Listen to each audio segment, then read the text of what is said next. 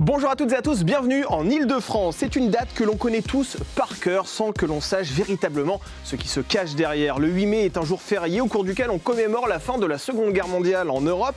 Mais qu'est-ce que ça représente très précisément? La mort d'Hitler, la capitulation à Reims et les poches allemandes qui tiennent en France, vous verrez que la réalité est beaucoup plus complexe que l'image très stéréotypée que l'on a tous en tête. Nous ouvrirons ensuite notre page culture avec cette pièce où l'absurde permet aussi de montrer la résilience d'une troupe de comédiens. Mon royaume pour un poney, c'est une plongée dans les coulisses du théâtre, une mise en abîme qui se joue actuellement au théâtre de la Gaîté Rive Gauche à Paris. On en parle avec le metteur en scène de cette pièce, Gwen Adu, et la comédienne Myrène Pradier. Et enfin, par ici les sorties, nous accueillerons sur ce plateau le prince de l'absurde mais néanmoins très pertinent, Bernard Babkin, journaliste culture à Madame Figaro, qui viendra nous dévoiler sa sélection et ses coups de cœur de la semaine.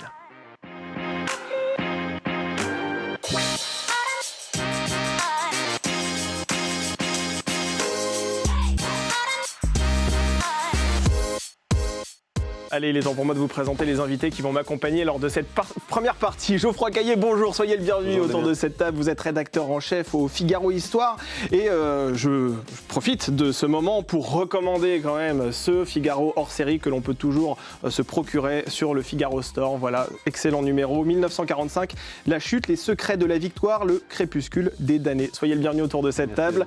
Grégoire Tona, bonjour, soyez le bienvenu également autour de cette table. Vous êtes auteur de livres, c'est à vous d'ailleurs que l'on doit cette collection, le Petit Quiz. On avait écrit beaucoup et ceux qui nous intéressent aujourd'hui, Jour J, c'est le dernier que vous avez écrit. Oui, c'est celui-là. Ah, c'est le Petit Quiz, d'accord. La Seconde Guerre mondiale, petite interrogation surprise, allez. Parce que là, vous êtes autour de la table. En quoi consiste l'opération Fortitude ? L'opération Fortitude, c'est une opération d'intoxication pour les Allemands, pour cacher la date et le lieu du débarquement en Normandie en juin 1944. Et donc avec la création d'armées factices, donc des chars gonflables, des faux bateaux, des fausses émissions radio, mais un vrai général, qui était le général Patton, qui était un peu furieux d'avoir été nommé à la tête d'une armée fictive, voilà, et qui a permis aux Alliés justement de débarquer victorieusement. Et longtemps après le débarquement, les Allemands ont encore cru que le débarquement n'aurait pas lieu en Normandie, mais dans le Pas-de-Calais. Voilà. Vous êtes capable de répondre à toutes les questions comme ça ? Je suis censé, parce que je l'ai écrit.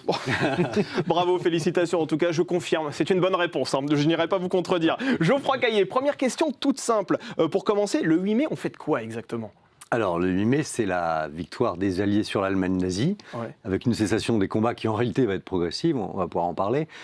Et donc, dans la mémoire collective, c'est devenu la victoire de la liberté sur la barbarie nazie. Et évidemment, cette victoire est fêtée de façon différente, non seulement dans les différents pays européens, mais également, il y a une différence entre la façon dont elle a été fêtée dans les premiers temps, le jour même, l'année suivante, et la façon dont elle est fêtée aujourd'hui. Là, je pense particulièrement à l'Allemagne, qui était évidemment vaincue le 8 mai 1945. Il a fallu attendre les années 80 pour que les Allemands voient également ce jour-là comme un jour de commémoration et aussi de liberté pour eux, même parce qu'ils se sont aussi dépris de cette responsabilité politique exclusive que, évidemment, les premiers temps ont fait peser sur eux. Grégoire Tona, concrètement, qui signe quoi ce jour-là ?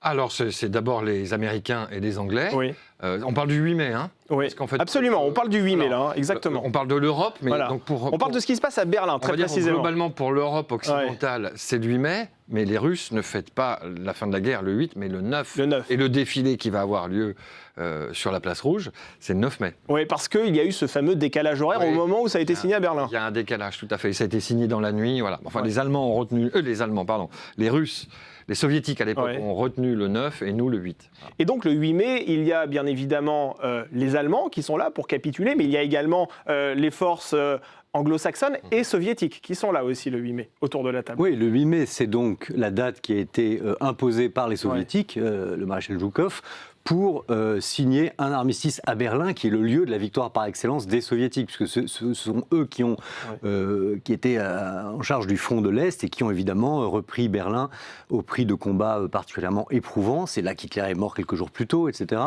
Et donc, pour eux, c'est très fort. C'est une façon de montrer aux alliés occidentaux que la victoire militaire, et c'est juste sur le plan stratégique, est leur atout. C'est eux qui ont permis la fin des combats. Et donc, ils insistent pour que cet armistice soit signé à Berlin, alors qu'en réalité, il a déjà été signé à Reims le 7 mai, où là, il y a le général allemand Jodl, qui est le chef d'état-major de la Wehrmacht, un représentant des Soviétiques, un représentant des Britanniques, et puis un général français, le général Sévez, qui signe ce premier armistice. Mais comme ce premier armistice du 7 mai n'est annoncé que de façon officielle que le 8 mai, nous on célèbre l'armistice du 7 mai le 8 mai. Quant aux Soviétiques, comme Grégoire l'a dit, ils ont obtenu le 8 mai pour la signature à Berlin, mais avec le décalage horaire, c'est en réalité le 9 mai pour les Russes en général. Et donc l'armistice du 7 est fêté le 8 et l'armistice du 8 en Russie est fêté le 9. Mais pourquoi on ne garde pas cette date du 7 mai comme la signature qui a mis fin à la Seconde Guerre mondiale en Europe? Pardon, mais c'est vrai que la première signature a été apposée à Reims dans ce fameux musée de la reddition, d'ailleurs qui se trouve actuellement au lycée Franklin Roosevelt. Pourquoi on ne se souvient pas de cette signature-là du 7 mai? Alors moi, je n'ai pas la réponse précisément, mais en fait, l'histoire aussi, ce sont les personnes qui la remportent, qui l'écrivent. Donc, voilà, vous venez d'expliquer effectivement un peu précisément ce qui s'est passé, les deux signatures, en fait. Oui, c'est ça. Voilà. Et puis, ce qu'il faut peut-être dire, mais alors peut-être que j'avance sur les questions, c'est que la Seconde Guerre mondiale, elle ne se termine pas le 8. Ah non, bien sûr, mais ça, on va en parler. Ni le 8, ni le 9. Elle se termine bien plus tard, parce qu'en Asie, ça continue. Après. Effectivement. Il y a eu deux armistices qui sont chacun fêtés avec un jour de décalage. Oui, exactement. Donc, au milieu des deux, il y a le 8 mai. Mais est-ce que, justement, ces deux signatures ne traduisent pas aussi une forme de tension entre les Alliés? Est-ce que ce sont les Soviétiques qui ont dit « Attendez, vous êtes en train de nous voler la vedette d'une certaine manière. Nous, on a envie aussi d'avoir notre moment de gloire à Berlin avec une grande cérémonie où nous serons là, à l'appel de Joseph Staline. » Toute l'année 44-45, c'est un bras de fer entre les Alliés, en réalité. Il s'agit de remporter la guerre, de mettre fin à l'Allemagne nazie. Mais entre le débarquement l'année précédente et la fin des combats, la prise de Berlin, évidemment, il y a une tension immense. Et vous savez qu'au sein du commandement allié, certains veulent arriver, évidemment, le but c'est d'arriver à Berlin avant les Soviétiques. Et les Soviétiques, eux, entament une marche absolument inexorable à l'Est pour prendre Berlin. Donc il y a une course de vitesse qui se joue et qui effectivement se traduit, vous avez raison, dans ces dates différentes d'armistice. Ça traduit effectivement une tension politique entre les deux, tension qui est loin d'être vaine, puisque toutes les années qui vont suivre la Seconde Guerre mondiale vont être le théâtre d'un affrontement, la fameuse guerre froide. Et c'est vrai qu'on ne fête pas forcément cette fête de la libération, cette fête de la victoire, de la même manière en France. Par exemple, en URSS, en Russie aujourd'hui, c'est un énorme défilé. On ne fait pas ça en France. On a l'impression que c'est un 14 juillet finalement pour eux. Oui, c'est très important, mais il faut peut-être rappeler une ou deux données chiffrées. Effectivement, c'est l'Union soviétique qui, humainement, et vu l'étendue du front, c'est des milliers de kilomètres, et le nombre de morts, en général, à la fois civils et militaires, c'est environ 20 millions de morts. C'est 20 millions de morts, oui. Je crois, de mémoire, si je ne veux pas te dire de bêtises, c'est que les Américains, à partir du moment où ils entrent en guerre, entre le front pacifique européen, je crois qu'ils perdent 160 000 hommes. 160 000 hommes d'un côté, je parle que des Américains, et 20 millions de pertes civiles et militaires pour les Russes. L'effort humain, il est côté russe. Évidemment, le débarquement en Normandie a permis d'accélérer les choses, à la demande d'ailleurs de Staline, d'ouvrir un deuxième front. Mais la guerre, elle se gagne sur l'Est, sur le front de l'Est. Et quand on parle de capitulation, ça veut dire quoi exactement? Ça veut dire que le feu ne cesse de faire du bruit? Ça veut dire que les soldats tombent les armes? Ça y est, il ne se passe plus rien sur le terrain? Théoriquement, c'est ce qui doit se passer. Mais les capitulations peuvent être assorties de conditions. Normalement, la capitulation, c'est la paix sans condition de la part de la partie perdante. Mais il peut y avoir des conditions. Les Allemands auraient rêvé d'une capitulation avec conditions. Ou alors d'une paix conditionnelle. Tout dépend comment on voit les choses. Mais normalement, oui, les combats doivent s'arrêter de façon immédiate. C'est pour ça d'ailleurs qu'en France, l'armistice de 40, c'est un armistice, ça n'est pas une capitulation. Et en 18, c'est aussi un armistice. Et en 18, c'est également un armistice, ce qu'on a également oublié. Et c'est le cas là d'ailleurs, c'est le cas au moment de la capitulation, les combats s'arrêtent? En fait non, les combats ne s'arrêtent pas tout de suite. Grégoire a commencé à en parler, si vous voulez. Oui, en France, le dernier territoire libéré, c'est la base de Saint-Nazaire, la base sous-marine de Saint-Nazaire. La réédition a lieu le 11 mai. Oui, absolument. Justement, on va en parler de ces poches allemandes qui résistent effectivement sur le territoire national. occidentale. Le 8 mai, c'est un jour férié. Or, vous n'êtes pas sans savoir que l'État est à la recherche d'économies. C'est la raison pour laquelle, il y a quelques mois, l'ancien Premier ministre François Bayrou a suggéré l'idée de le supprimer. Regardez. Ce blocage-là, ce désenchantement face au travail, c'est un ennemi public et je vous propose que nous le combattions. Il faut travailler plus. Il faut que toute la nation travaille plus pour produire et pour que l'activité du pays dans son ensemble soit plus importante dans l'année et pour que la situation de la France s'améliore. Je propose donc que 2 jours fériés soient supprimés pour tout le pays. Je cite comme exemple, mais je suis prêt à accepter d'autres idées, le lundi de Pâques, qui n'a aucune signification religieuse, et le 8 mai, dans un mois de mai devenu un véritable gruyère, où l'on saute de pont en viaduc de congé, et qui est en avance de phase, comme on dit, un mois qui porte vers les vacances. Voilà, ce n'est pas un sketch, messieurs, parce que ça rigolait beaucoup en plateau. Hein. On traduit ce qui se passe pendant que le sonore a été diffusé chez vous. Est-ce que, sur le papier, ça aurait été quand même une bonne idée de supprimer le 8 mai, par exemple? C'est vrai que c'est un jour où on commémore quand même une date importante dans l'histoire de France. Est-ce que, à votre avis, ça aurait été... Voilà, je sais pas si mon avis est très intéressant, mais ce débat, on l'a eu déjà sur le 11 novembre, en disant c'est loin. Voilà, mais enfin, l'idée, c'est de se souvenir quand même du sacrifice de ces gens-là. Ouais. C'est un vrai débat. Pour moi, non, mais... Oui, parce que c'est vrai que beaucoup de Français ne savent pas ce qu'on commémore le 8 mai. Hein. Si vous faites un sondage dans la rue, en vérité, il y a beaucoup de personnes qui vont vous dire on sait pas. À leur décharge, à la décharge aussi de François Bayrou, les choses ont été compliquées, parce qu'en 1946, l'année suivante, le 8 mai est devenu jour de commémoration. Ouais. En 1953, c'est devenu jour de commémoration et jour férié. En 1959, le général de Gaulle a retiré le jour férié, a gardé la commémoration. Ah oui. En 1975, Giscard a supprimé le jour férié et la commémoration. Et François Mitterrand a tout rétabli en 1981. Ah oui, donc ça a beaucoup bougé. Donc il y a quand même une histoire assez complexe du 8 mai. Et donc on peut imaginer, et surtout on constate que les dates de jours fériés, les grandes commémorations nationales ne se comprennent qu'à l'épreuve du temps. Ouais. Et évidemment qu'il y a une mémoire de la guerre qui faiblit. Est-ce que justement, ce n'est pas une occasion pour manifester l'importance de ce jour contre cet oubli qui gagne, en disant ça, c'est absolument une date sacrée, oui. Et cet oubli est-il lié aux volte-face politiques dont vous venez de parler, ou est-ce que c'est plutôt lié au temps qui passe, justement, au fait que c'était en 1945 ? Alors, il y a un aspect politique, en tout cas, dans les choix qui sont faits, parce que Giscard, il l'a fait dans le cadre de la réconciliation franco-allemande. Ouais. Et donc, il ne voulait pas qu'on célèbre la victoire en France et parmi les Alliés, et que pour l'Allemagne, c'est encore dans la mémoire collective allemande vraiment un jour de défaite. Mais les choses ont changé, comme je vous le disais tout à l'heure, en Allemagne même. Donc, pour le coup, on a maintenant une date qui est réellement commune. Et donc, je crois que c'est une raison supplémentaire pour ne pas l'oublier et au contraire la fêter comme il se doit. Et il y a de moins en moins de témoins aussi de cette Seconde Guerre mondiale. Est-ce que c'est aussi lié au fait qu'il y ait de moins en moins de témoins, que cette mémoire est en train de s'effacer petit à petit ? Évidemment, puisque quand il n'y a plus les témoins, pour la transmission, c'est plus compliqué. Ouais. Donc voilà. D'où l'importance de maintenir cette date pour se souvenir et commémorer à ce moment-là. Le débat, jour férié ou pas, c'est autre chose. Mais qu'il y ait une commémoration maintenue, ça fait sens. Messieurs, je vous propose qu'on remonte quelques jours avant cette date du 8 mai 1945. Ce jour où Hitler se suicide, c'était le 30 avril. À ce moment-là, qui dirige l'Allemagne encore ? Alors, au suicide d'Hitler, c'est celui qui a été nommé par testament du 29 d'Hitler, l'amiral Dönitz, qui est le président du Reich. Et alors, il a normalement comme chancelier Joseph Goebbels, mais Goebbels se suicide dans le bunker d'Hitler dès le 1er mai, dès le lendemain de la mort d'Hitler. Donc, il va y avoir un chancelier formel, si vous voulez.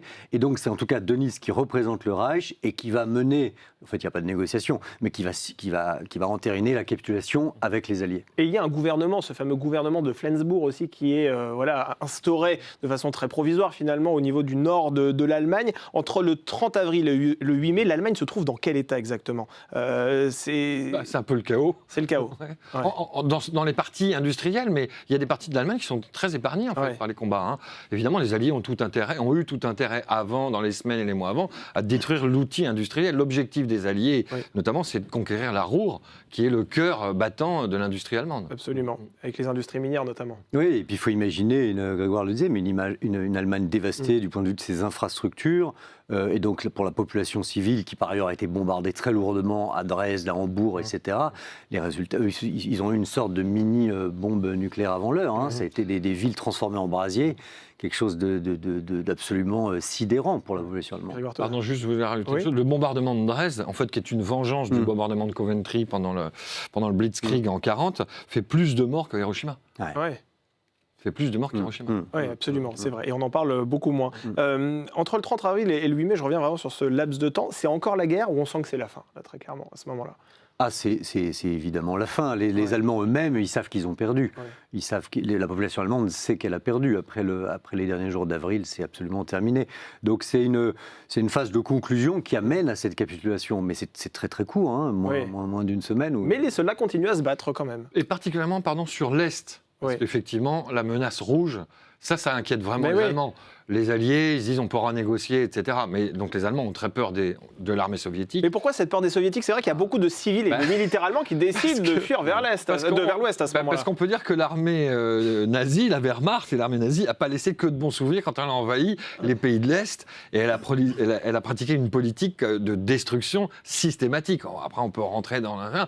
Donc il y a une vengeance très claire.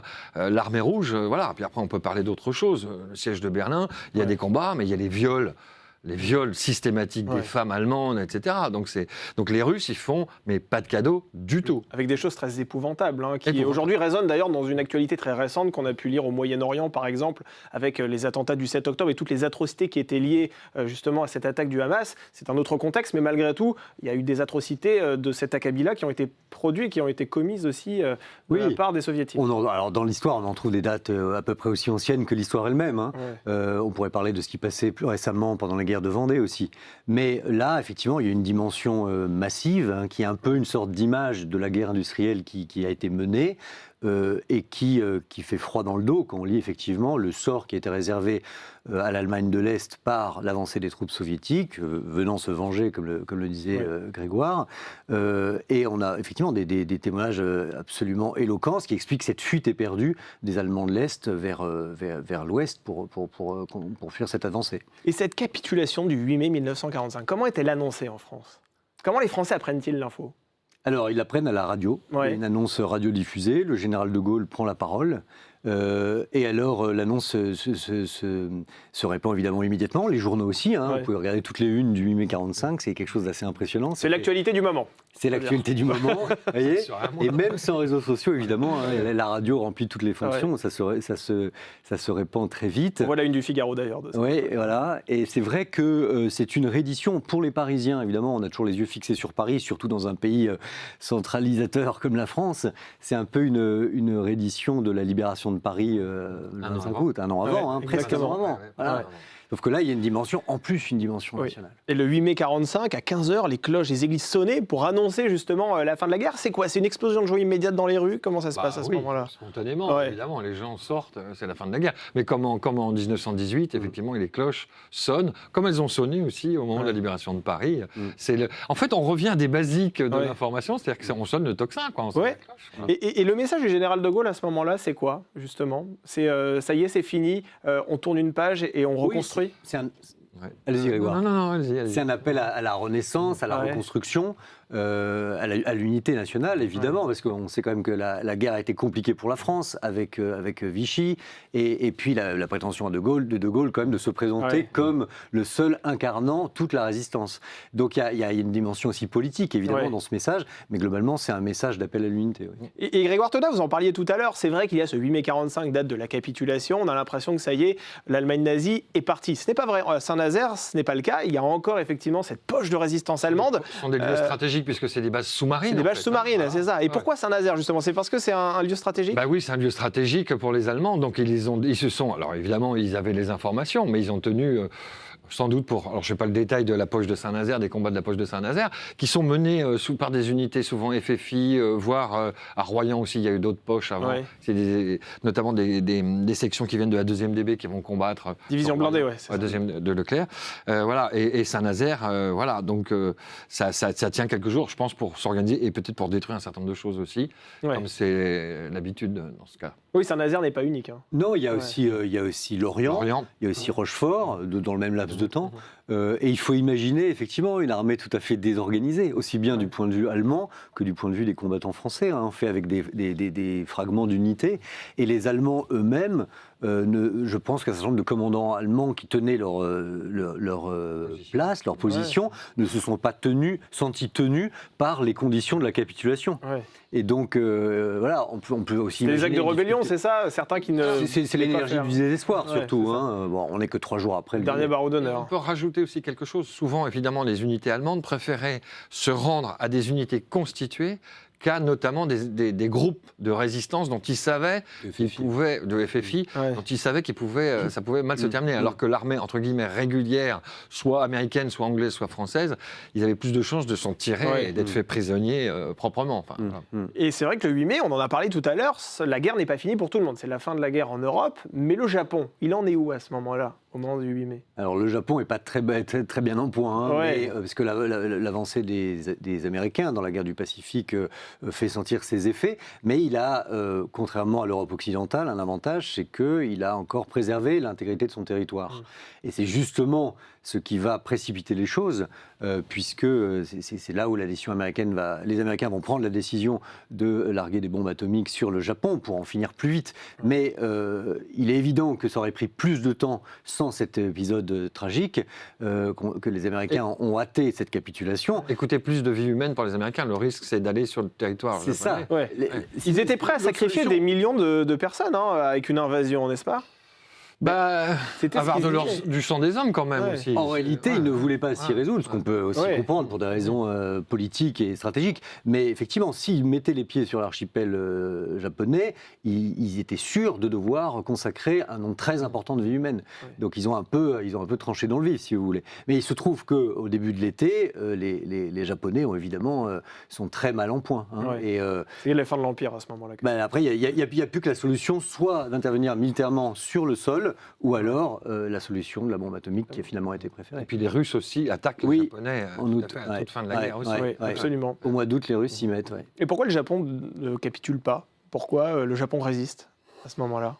La société japonaise est un petit peu particulière quand même. Ne serait-ce que des jusqu'au-boutistes. Oui, voilà. Rien qu'à voir avec les kamikazes. Voilà. Et les Américains avaient très très peur, effectivement. Mais d'ailleurs, sur tous les territoires qui vont aller, entre guillemets, soit libérés ou occupés, il y a toujours une inconnue. C'est comment va réagir la population. Même pour le débarquement en France, la question s'est posée de savoir comment la population allait réagir. Pétain fait des appels à ne pas aider le gouvernement de Vichy, au moment du débarquement, à ne pas aider à sortir des zones, pas participer à rien. Et donc, alors, les Français, on peut se dire, bon, voilà, mais les Japonais, les Américains sont persuadés que la population civile, et ça l'a démontré sur certaines îles autour de l'archipel japonaise, où les populations, il y a des scènes terribles de suicides collectifs, c'est sanglant.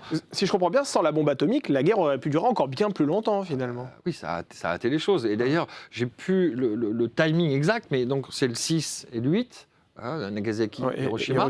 Mais l'empereur ne prend la parole... 14 août. Oui, il y a encore un laps de temps. C'est-à-dire qu'en fait, mais là, il est tellement contraint que... Puis vu la dévastation provoquée par les 2 bombes atomiques, voilà. Je voudrais que l'on revienne aussi sur cette histoire du mur de l'Atlantique avec vous, Grégoire Tonnat.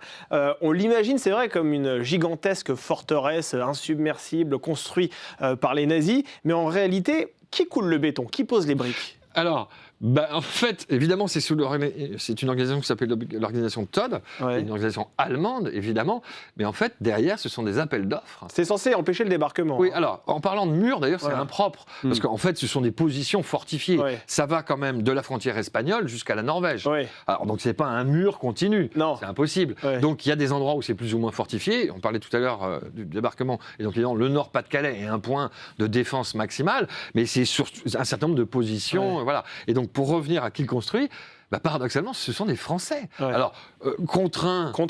Oui, parce qu'il y a des travailleurs requis, effectivement, il y a des prisonniers de guerre, un peu de partout, que les Allemands utilisent, mais il y a des sociétés françaises qui répondent à des appels d'offres, parce qu'il faut bien avoir le matériel. Sans forcément y être contraintes.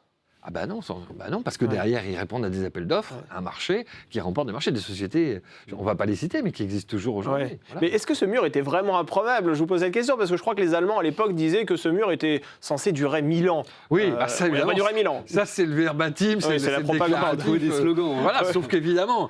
c'est du Donald Trump finalement dans le texte, c'est dans l'exagération totale. Sauf qu'effectivement, ça tient quelques heures à peine. Le seul endroit où il y a un point de fixation, c'est Omaha Beach. On va dire que ça rentre comme dans du beurre, mais en fait, ça tombe tout de suite. Oui, absolument, parce que les Alliés le percent assez rapidement. Le coup de butoir est massif quand même. Il y a presque 160 000 hommes qui arrivent un matin du 6 juin, donc plus une préparation d'artillerie, plus avant des bombardements. Enfin bon, voilà, tout est préparé. Le mur n'était pas si solide que les Allemands le prétendaient. Geoffroy Caillé, si on compare, combien de morts pour la Première Guerre mondiale par rapport à la Seconde? La Guerre mondiale, c'est entre 15 et 20 millions de morts, et la Seconde, c'est de l'ordre de 60 à 70, donc c'est absolument considérable, parce que malheureusement, la guerre industrielle a pris encore une toute autre dimension par rapport à celle de 14, qui est présentée comme la première guerre industrielle, même s'il y a des précédents, notamment au XIXe siècle, du côté de la guerre de sécession. Mais là, en 40, c'est une toute autre dimension sur le plan technologique. Et puis par ailleurs, il y a ce programme fou de l'Allemagne nazie, avec le système des déportations, de l'élimination en particulier des Juifs. Donc, et puis, il y a le drame quand même des populations civiles, y compris au moment de la contre-offensive alliée. Et c'est vrai qu'entre la destruction des infrastructures et les pertes humaines, le résultat est impressionnant, ce qui explique vraiment un ratio qui est l'ordre de 1 à 3 entre la Première et la Seconde Guerre mondiale. Au sujet des déportations, justement, nous recevions dans cette émission, il y a quelque temps, Arlette Testiller, qui a été raflée avec sa mère et sa sœur. C'était le 16 juillet 42. Écoutez son témoignage. Vous savez, le vélodrome d'hiver, quand je dis que c'était dantesque, c'était l'enfer de Dante. On est arrivé dans ces horribles autobus, ils ont déversé les gens, ils ont retiré les gens des maternités, des hôpitaux, des grabataires, des vieillards, des femmes enceintes. Il y avait de tout, c'était horrible. On n'avait pas d'eau, on n'avait pas à manger, rien n'avait été prévu. C'était l'horreur totale, c'était dantesque. Comment on a pu laisser faire, comment les Français, la police française a pu laisser faire. Vous savez, j'ai pas vu moi d'infirmière, mais il y en a eu. Et il y a une jeune infirmière qui a pu témoigner après la guerre, où elle est venue dans l'intérieur du vélodrome d'hiver pour donner de l'aide à ces gens qui étaient là. Et on lui a dit, lorsque tu rentres ce soir chez toi, surtout tu ne dis pas ce que tu as vu. Le 8 mai 1945, est-ce que l'opinion publique en France sait véritablement ce qui s'est passé, ou bien la Shoah, les déportations, toutes ces atrocités restent encore un angle mort? Alors, pas le 8 mai 1945, progressivement, oui, avec le retour des déportés, notamment à Paris au Lutetia, qui passent par ce sas du Lutetia, donc ça va venir progressivement. Mais comme on raconte de l'indicible, voilà. Et puis après, les déportés aussi, souvent, pendant les années qui ont suivi la guerre, se sont tus et ont voulu passer à autre chose. C'est que des années après qu'on a commencé réellement à parler. Je voudrais revenir sur une chose, là, parce que ce témoignage de cette dame que je ne connais pas, qui parlait de la rafle du Veldiv, effectivement, c'est pas tout à fait une gloire pour la police parisienne, mais il y a un rôle qui est très méconnu, c'est les pompiers de Paris. En fait, elle parlait de l'eau et de la soif. Les pompiers de Paris, voyant ce qui se passait, sont rentrés, ont ouvert des vannes pour donner à boire à cette population-là. Il y a eu un très beau geste. Et ils ont pris des vrais risques contre l'avis de la police et de la garde mobile, etc. Et il y a une autre chose qu'on ne sait pas, c'est que les Juifs qui ont été dans le Veldiv ont donné des mots que les pompiers ont pris, des lettres que les pompiers ont pris, et le capitaine de pompiers de la caserne du 15e a récupéré toutes ces lettres, qui sont les dernières lettres écrites par ces gens-là, parce qu'aucun n'est quasiment revenu. C'est un épisode qui est peu méconnu, c'est la gloire des pompiers de Paris.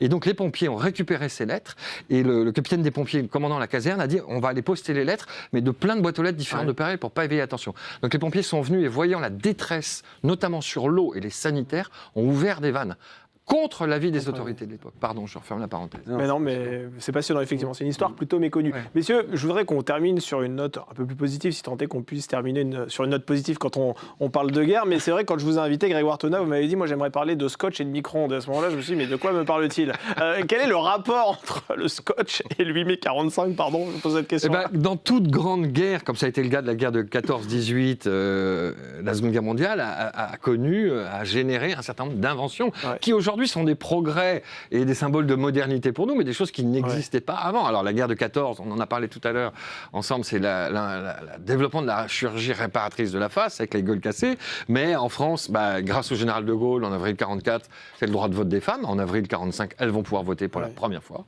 Ma grand-mère, qui était née en 1904, a voté pour la première fois de sa vie à l'âge de 36 ans, elle me l'a raconté, je m'en souviens. Voilà, la sécurité sociale. Les Américains arrivent avec, notamment au moment du débarquement qu'on a évoqué tout à l'heure, avec des poches de plasma sanguin qui vont permettre de sauver des vies sur le terrain, ce qui n'était pas le cas avant. Et puis il y a d'autres inventions. Alors on fait un peu un inventaire à l'après-Vert. Le micro-ondes, alors racontez. Le micro-ondes, effectivement, ça vient de la recherche aux États-Unis. C'est une erreur en fait de recherche. On a inventé le micro-ondes comme ça. Mais il y a le caoutchouc synthétique, il y a le scotch, effectivement. Qu'est-ce que j'oublie ? Oui, les banylons. Voilà. Les banylons aussi. Oui, parce qu'en fait, alors je crois que c'est plutôt les Allemands, parce que faute, c'est de l'ersatz en fait. Hein. Oui, évidemment, faute de matières premières, on fait de l'essence synthétique, on fait des bas synthétiques, et donc des banylons, voilà. Magnifique. Bon, moi, personnellement, je me reconnais plus dans le micro-ondes que dans le banylon, mais... Pardon, et le café soluble. Oui, qui en fait a ravi les Français, contrairement à l'imagerie, en disant les GI arrivent, donnent des chewing-gums aux enfants, tout le monde est content. Ils s'en foutent de ça. Les Français, ils ont faim, ils n'ont pas pris de bon café depuis des années, et en fait, les Américains avaient du café soluble. Et ça, c'était la chasse dans le pactage des Américains, c'est de récupérer du café soluble. Et tout ça, on peut le lire dans votre livre, bien sûr. Formidable. Bon, écoutez, on jouera ce soir. Allez, merci à vous deux. Merci d'avoir été autour de cette table. On termine cette émission avec une mise en abîme absurde, mais absolument magnifique.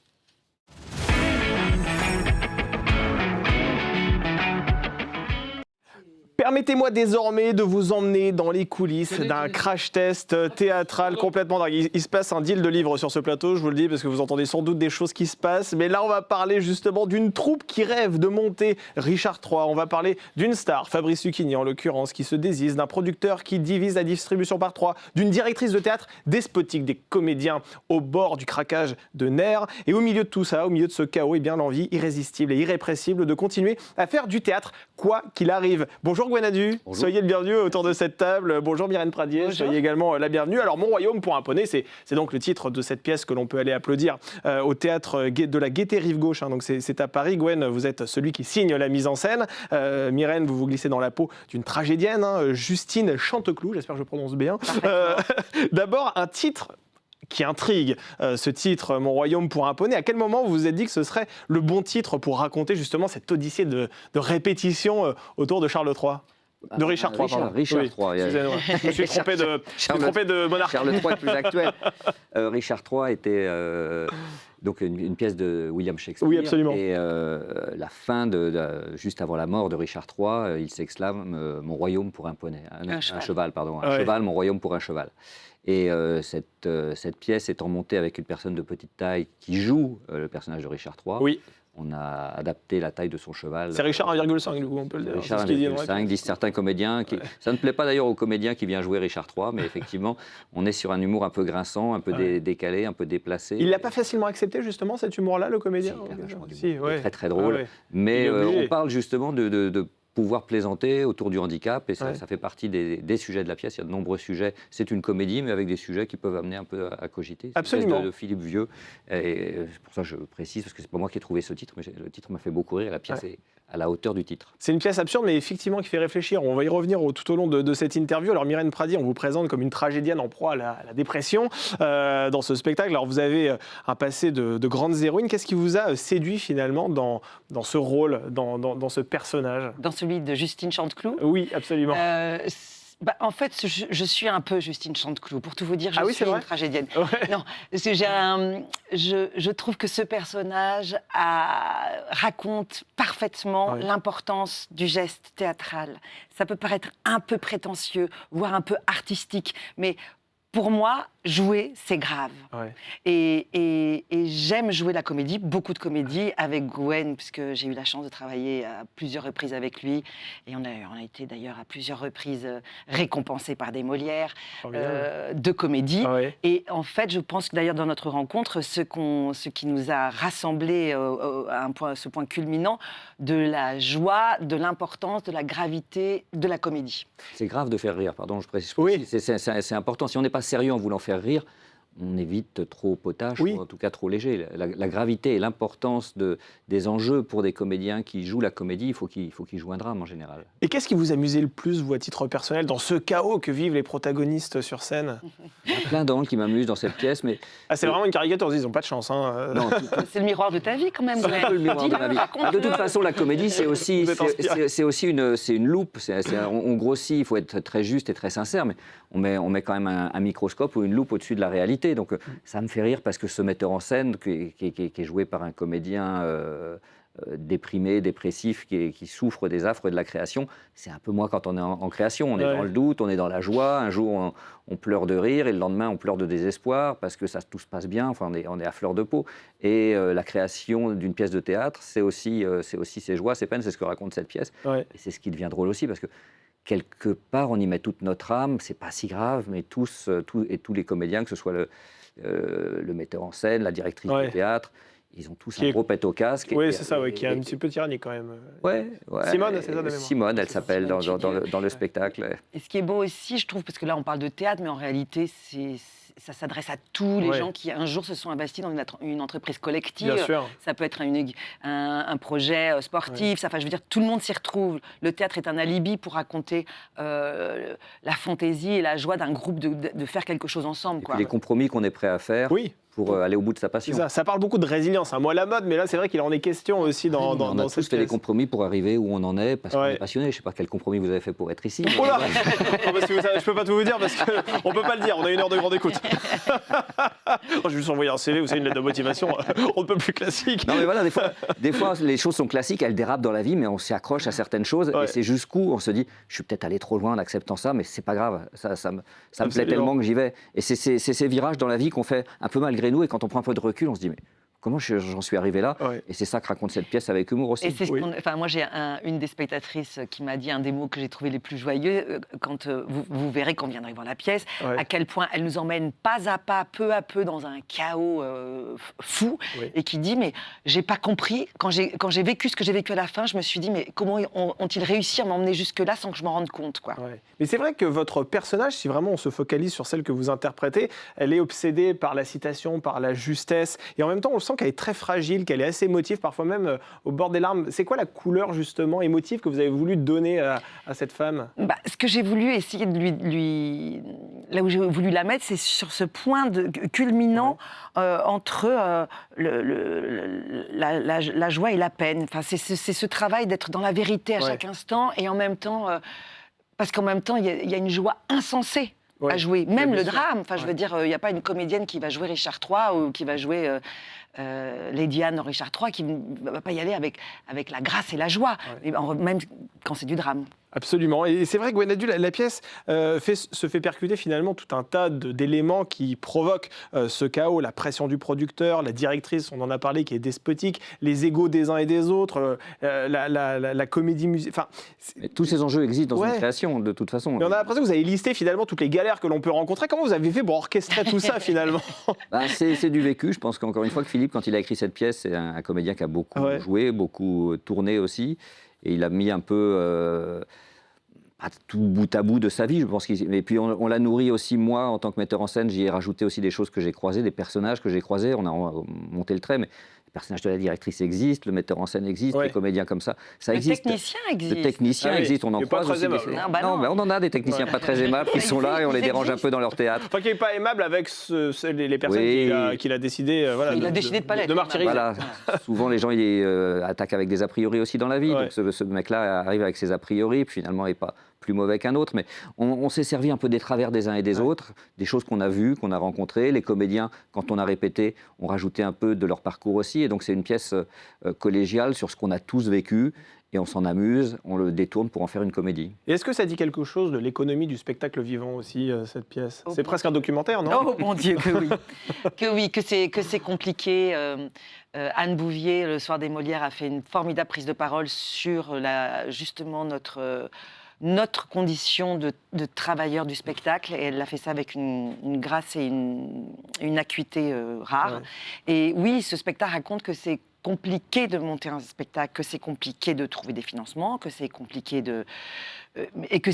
on se demande même pourquoi on s'obstine à faire ça. L'exigence, c'est compliqué. Moi, j'ai travaillé avec des producteurs qui me disaient comment il fallait faire, parce que de son point de vue de producteur, il va expliquer une réalité qui n'est pas la même que la réalité du metteur en scène, qui n'est pas la même que la réalité du comédien ou même du technicien dont on parlait.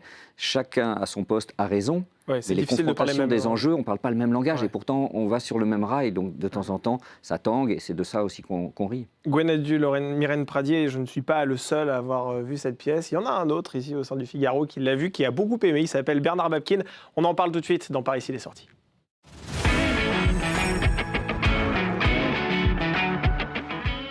C'est un petit peu exceptionnel parce que d'habitude, vous savez, Bernard Babkin et moi, c'est un petit peu le face-à-face attendu de la semaine. Cette fois-ci, il est face à deux professionnels du théâtre parce que vous avez vraiment aimé. On en a parlé hier, on s'est croisés dans les locaux et vous m'avez dit « Ah, c'est vrai, tu les reçois, c'est génial » parce que moi, j'ai adoré cette pièce, je l'ai vraiment applaudi de bon cœur et j'ai pas applaudi poliment à la fin, quoi. C'est ça? Non, si j'aime pas, j'applaudis pas. Mais là, j'ai beaucoup applaudi. Merci en tout cas de nous faire rire comme ça parce qu'on a des hoquets de rire. On peut pas résister, on rit. C'est rare quand même au théâtre, même sur les pièces dites comiques, on rit pas forcément comme ça. Parce que là, c'est très subtil en même temps, parce qu'il y a cette bouffonnerie un peu, il y a ce côté un peu excessif, et en même temps, c'est une espèce de critique du milieu théâtral, avec tous les caractères dedans. Donc, il y a la tragédienne qui veut pleurer quand même tout le temps, il y a l'acteur gay qui est absolument passionné par les comédies musicales, lui, il veut chanter à tout bout de champ. Il y a le syndicaliste, il y a le syndicaliste quand même qui a joué 10 ans, je crois, 15 ans à Moscou. Alors là, lui, il a la forme, comme ça. Il y a le technicien, alors là, n'en parlons pas, voilà, il est très énervé, il ne fait pas grand-chose, mais il est énervé. Donc tous les personnages, et puis il y a le fameux Richard III qui veut grimper sur son poney, et qui est excessivement drôle. Et moi, je voulais juste vous poser la question, c'est dans les spectacles comme ça, comment on ne franchit pas la frontière du trop? Parce que ça peut vite devenir trop. Donc là, il n'y a pas le trop, il y a juste qu'il y a une sincérité totale chez chacun, mais est-ce que c'est pas tentant quelquefois de se dire, d'envoyer un peu trop à l'autre, qui en renvoie trop comment on fait? On a un bon metteur en scène, surtout, qui lâche pas ses équipes. Je crois qu'il faut... Il a l'air sérieux. Non, il est sérieux parce que le rire est une chose sérieuse. Regarde, il me fait peur. Parce qu'il réfléchit. Nous aussi, il fait peur. C'est très sérieux, c'est très compliqué de faire rire. Parce qu'en fait, faire rire tout le monde, faire rire un copain à table, c'est toujours assez simple. C'est un copain où on peut aller jusqu'à 3 facilement. À partir du 4e, on n'a pas forcément les mêmes choses ou les mêmes envies de rire des mêmes choses. Et ce spectacle, en plus, qui parle de sujets, entre guillemets, un peu graves, qui peut même parler un peu du handicap, qui peut parler de la difficulté de la vie, de l'argent, de la difficulté d'aller au bout de ses rêves, du coup, ça peut être compliqué d'en rire. Mais si on est sincère, si on a des traits un peu marqués avec des comédiens qui sont sincères et qu'on rit de nous, je crois que du coup, on peut se permettre ce décalage de forcer un peu le trait si on est sincère après et si on se moque de nous. On peut rester très sincère. Et moi, je suis à l'extérieur parce que c'est vrai que le public qui rit va amener tout le temps un décalage où le comédien va se dire « Tiens, ça c'est drôle, je vais le refaire de la même façon ». Il ne faut pas le faire. Ou même de la même façon. Il faut passer par la vérité. Et quand on passe par la vérité de la situation et la maladresse, là, on devient drôle. Si on pense qu'on va rajouter un peu pour faire rire, là, c'est là qu'on perd un peu le spectateur. Et alors, vous êtes là souvent le plus souvent possible. Le plus souvent en représentation. Souvent possible. Et après, vous avez un peu peur, après du retour du metteur en scène non, peur, c'est un grand mot. Non, mais... Non, pas peur. En revanche, c'est vrai qu'on a un metteur en scène qui nous suit beaucoup, qui est toujours bienveillant. Après, on sait qu'il nous aime et on sait qu'on fait au mieux. Donc, il y a cette confiance de base. Et on sait que nous, on fait au mieux. Après, on se parle aussi, on s'écoute, on est une troupe. Un spectacle vivant, ça bouge aussi. C'est ce qui fait son charme et sa fragilité. Ou en tout cas, c'est sa fragilité qui fait son charme. Et ça bouge, un spectacle. Et c'est bien qu'il y ait un metteur en scène qui dit « Ah, vous avez trouvé ça ?» C'est bien, mais vaut mieux le garder comme ça, parce que par cet angle-là, c'est beaucoup plus drôle. Et donc, on réajuste, et je pense que quand on voit un spectacle, on peut même venir le revoir selon l'endroit où on est assis dans la salle, selon comment on le voit, selon son humeur. On ne va pas voir le même spectacle. On fait un peu son cadrage, sa mise en scène en tant que spectateur, parce que son œil fait qu'on va regarder au fond un spectateur va regarder finalement l'acteur à l'arrière-plan qui bougonne ou qui est grincheux, puis on peut suivre le même comédien pendant 1h30 ou regarder les 6 comédiens. Et c'est ça le plaisir de venir au théâtre, et c'est ça qui amène aussi la beauté de la vérité théâtrale. Et il y a ce moment où tous les regards convergent vers le centre de la scène, c'est quand cet élément de décor totalement absurde arrive sur les planches. Regardez.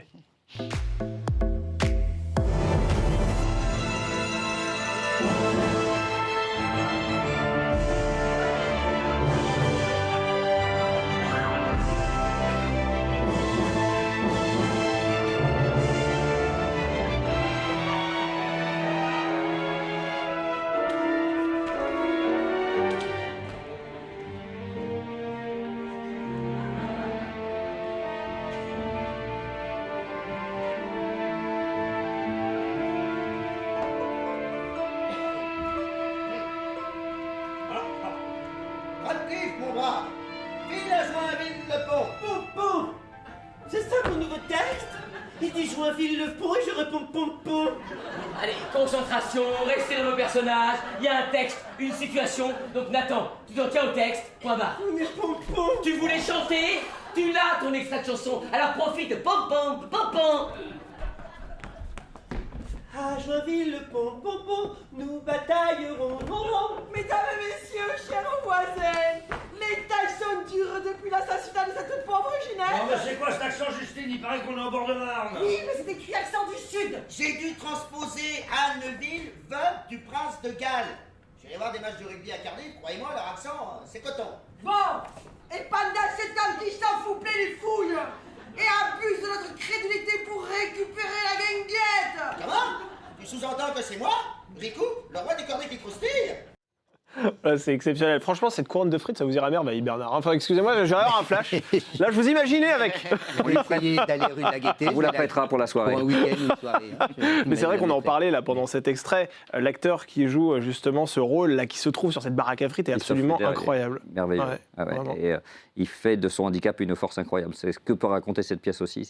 Il est génial. Ouais. C'est lui qui vous a bluffé aussi particulièrement, Bernard. Bah, moi, tout le monde m'a bluffé, mais lui en particulier aussi parce qu'il est là, il est tellement sincère, tellement juste dans le jeu, tellement présent. Et puis en plus, il rentre en scène. Tous les autres disent il sait pas jouer ou n'importe quoi. Et il dit mais Richard III finalement, il était bossu, il était bancal, donc il justifie pas, mais il dit la vérité. Donc du coup, ça rentre tout de suite. On l'accepte. Enfin, il n'y a pas à l'accepter, mais tout de suite, on trouve que c'est classique, c'est normal. Il a sa place là, et il le fait très bien. Pardon, mais c'est ce que raconte aussi la pièce, c'est peut-être ce que vous alliez dire. J'ai bien compris la pièce. Hein. Non, mais c'est bien. Non, mais c'est bien parce que justement, elle parle aussi de. On parlait de la difficulté de faire du théâtre, mais aussi de la difficulté avec son handicap, ou en tout cas avec tel qu'on est, d'aller au bout de ses rêves. Et des fois, on se censure, on baisse un peu les bras parce qu'on se dit je suis pas assez grand pour atteindre le pot de confiture en haut de l'étagère. Et non, il y a toujours une marche ou un escabeau. Il y a toujours un escabeau, un grand escabeau. Là, c'est ce on qu'il est trouve. assez malin. Mais oui, non, c'est bien, c'est bien. Et juste les rires quand vous répétez, vous savez pas trop où vont. On sait que ça va être drôle à certains moments, mais est-ce que vous êtes surpris quand même après par la longueur des rires ou... On est toujours assez surpris parce que c'est le public qui décide quel final cut du rire. Mais comme vous disiez, je suis assez sérieux et assez observateur. Oui, c'est vrai. Non, mais il est très sérieux. Et si je commence à rire, c'est que c'est bon signe. C'est que des gens plus rieurs que moi. Et par contre, on en découvre. Des fois, on se dit ça sera pas drôle, et finalement, ça fait rire. Puis des trucs dont on est sûr à 100%, on dit ça c'est à crever de rire, puis on se dit bon, on va le couper. C'est bien parce qu'il marche pas du tout. Et puis même un soir où une respiration va pas être au même endroit, et tout d'un coup, il va y avoir la salle qui va réagir, et on se dit bah tiens, en fait, il manquait ce silence-là pour que le rire arrive. Et on se laisse surprendre. Et Myrène Pradier, c'est vrai que si on parle effectivement de handicap, c'est vrai qu'il y a beaucoup de sujets qui sont traités dans cette pièce, mais c'est vrai que votre personnage parle aussi notamment de ces humiliations de casting. On a aussi l'impression que cette pièce dénonce certaines choses, hein, peut-être des dérives de ce métier. Est-ce que vous avez glissé des choses personnelles aussi dans ce personnage que vous interprétez ? Non, j'y ai mis mon cœur et j'y ai mis mes larmes. Mais il a été écrit par Philippe Vieux, il a été, on l'a peaufiné au fil du travail. Mais vous trouvez qu'elle parle beaucoup d'humiliation ? Elle parle des compromis, de ce qu'on doit faire ou de ce qu'on est prêt à accepter pour continuer aller au bout de ce que... Mais moi, je n'ai jamais fait de compromis. Jamais. Je suis restée... Mais c'est vrai que c'est un vrai sujet dans ce métier, le métier des comédiens, des comédiennes, tous les compromis, vous en parliez tout à l'heure. Et c'est pour ça aussi qu'on s'est emparé de notre propre travail, et Gwen et moi, depuis longtemps. Est-ce que les comédiens qui font de la pub pour le jambon ont vraiment pensé un jour faire ce métier pour faire une pub pour le jambon, avec tout le respect que je dois pour les comédiens qui ont fait de la pub pour le jambon. Et puis le jambon, c'est pas mauvais, c'est bon aussi. Oui, jambon. Sans nitrite, c'est meilleur, il paraît. Et puis il y a l'acteur, enfin il y a l'homosexualité aussi, enfin il y a tous les domaines qui sont abordés avec beaucoup de bienveillance et beaucoup de drôlerie du coup. Je crois que de toute façon, c'est ça que j'aime dans le théâtre, c'est la différence et l'acceptation de la différence qui fait le charme aussi d'un spectacle. Je crois que c'est Mel Brooks, je ne vais pas le citer exactement, mais qui disait si vous enlevez les juifs, les homosexuels et les gitans du show business, il n'y a plus grand-chose à filmer. Et il avait raison avec les producteurs. Exactement. On l'a vu dans les producteurs. Mon royaume pour un poney, donc je le rappelle, c'est la pièce que l'on peut applaudir au théâtre de la Gaîté Rive Gauche. Vous restez avec nous parce qu'on va voyager un petit peu dans Paris. On va aller au théâtre Montparnasse avec vous. C'est pas très loin, c'est en face. Bah oui, voilà. D'en face. On traverse la rue, au vert, bien évidemment, parce qu'il faut y arriver. Ancien malade des hôpitaux de Paris. C'est pas votre biographie, ça, Bernard Babkin. C'est vraiment une pièce, mais c'est un seul en scène. C'est un texte. C'est un monologue. Monologue écrit par Daniel Pénac, joué par Olivier Saladin. Il l'a déjà joué. Là, il le reprend. C'est un seul en scène.